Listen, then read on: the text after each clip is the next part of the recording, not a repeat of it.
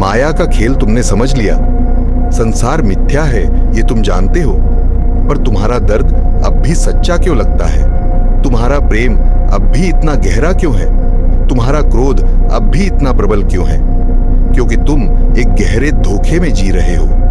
यह धोखा तुम्हारी भावनाओं का है। तुम सोचते हो कि तुम्हारी भावनाएं तुम्हारी हैं, पर सच्चाई यह है कि तुम्हारी कोई भी भावना तुम्हारी नहीं है।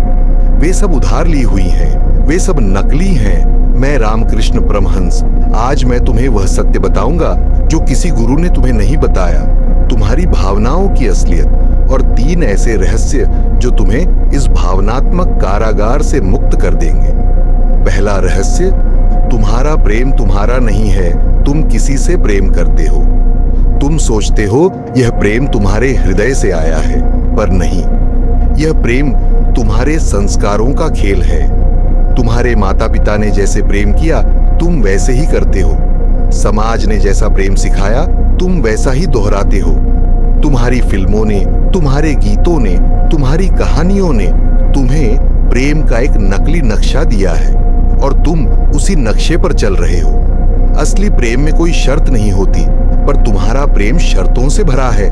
तुम कहते हो मैं तुमसे प्यार करता हूं, पर तुम्हारे मन में यह भी है कि वह व्यक्ति तुम्हें वापस प्यार करे, वह तुम्हारी सुने, वह तुम्हें छोड़ न दे।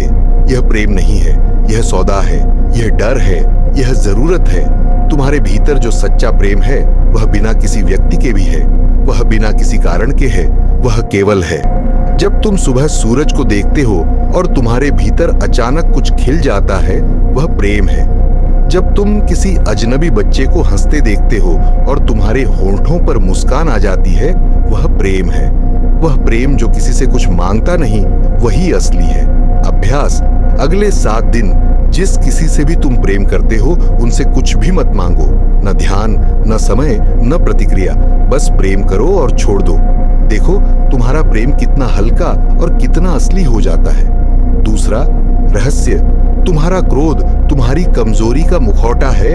तुम गुस्सा होते हो, तुम सोचते हो यह शक्ति है, यह न्याय है, पर नहीं, तुम्हारा हर क्रोध तुम्हारी किसी गहरी कमजोरी को छुपा रहा है। जब कोई तुम्हारी बेइज्जती करता है तो तुम क्रोधित होते हो, पर असली सवाल यह है कि तुम्हारी इज्जत की जरूरत ही क्यों है? तुम इतने कमजोर क्यों हो कि दूसरे की राय से तुम्हारा अस्तित्व हिल जाता है? जब कोई तुम्हें धोखा देता है तो तुम गुस्से में आग हो जाते हो, पर असली दर्द धोखा नहीं है। असली दर्द यह है कि तुमने उस व्यक्ति पर इतना भरोसा क्यों किया कि उसके बिना तुम अधूरे हो गए। क्रोध कभी भी समस्या का हल नहीं है। क्रोध तुम्हारे भीतर की उस चीज को छुपाता है जो टूटी हुई है, और जब तक तुम उस टूटे हुए हिस्से को देखने से डरते रहोगे तब तक क्रोध आता रहेगा। अभ्यास, अगली बार जब तुम क्रोधित हो तो तुरंत मत बोलो। 3 गहरी सांसें लो और अपने भीतर देखो। पूछो, मैं किस चीज से डर रहा हूं? मेरी कौन सी कमजोरी उजागर हो रही है? जब तुम जवाब पालोगे तुम्हारा क्रोध गायब हो जाएगा। तीसरा रहस्य, तुम्हारा दुख एक आदत है। यह सबसे कठिन सत्य है। तुम अपने दुख से प्यार करते हो। हाँ, तुमने सही सुना। तुम्हारा दुख तुम्हारी पहचान बन गया है। तुम कहते हो मैं दुखी हूं क्योंकि मेरे पास पैसे नहीं हैं। फिर पैसे आ जाते हैं और तुम कहते हो मैं दुखी हूं क्योंकि मुझे प्रेम नहीं मिला। फिर प्रेम मिलता है और तुम कहते हो मैं दुखी हूं क्योंकि मुझे शांति नहीं है। ये कभी खत्म नहीं होता, क्योंकि तुम्हारा मन दुख में रहने का आदी हो गया है। दुख में तुम्हें ध्यान मिलता है, दुख में तुम्हें सहानुभूति मिलती है, दुख में तुम खुद को विशेष महसूस करते हो।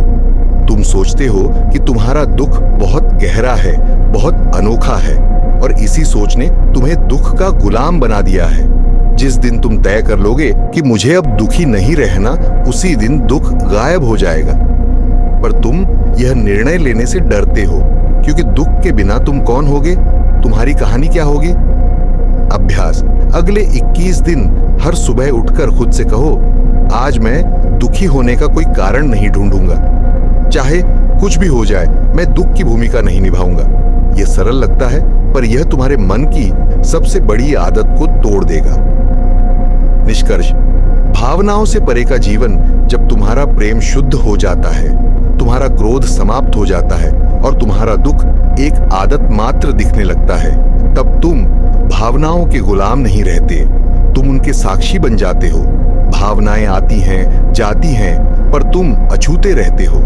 यही असली मुक्ति है, यही वह जगह है जहां माया का खेल समाप्त होता है। तो बताओ, तुम किस भावना के धोखे में सबसे ज्यादा जी रहे हो? प्रेम, क्रोध या दुख? अपना जवाब कमेंट में लिखो और इस यात्रा की शुरुआत आज से करो।